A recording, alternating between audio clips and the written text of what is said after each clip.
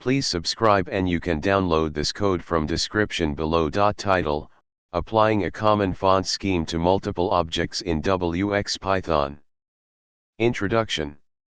In wxPython, a popular GUI toolkit for Python, you often need to apply a common font scheme to multiple objects such as buttons, labels, and text controls. This tutorial will walk you through the steps to achieve this efficiently and consistently in your wxPython applications. We will provide code examples to demonstrate how to create a common font scheme and apply it to different objects. Prerequisites. Before you proceed, make sure you have wxPython installed. You can install it using pip. Creating a common font scheme. To apply a common font scheme, you first need to create a font object that specifies the font attributes you want to use consistently across your objects. Here's how you can do that.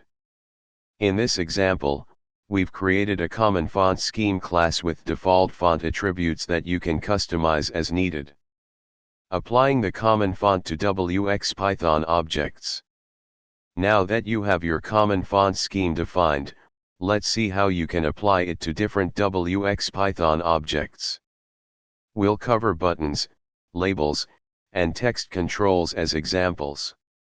By following these steps, you can ensure that your common font scheme is applied consistently across various wxPython objects in your application.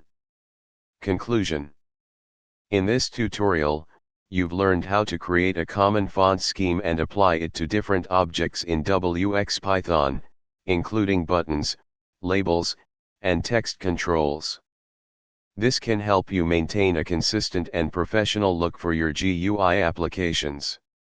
Remember to customize the font attributes in the common font scheme class to match your specific design requirements.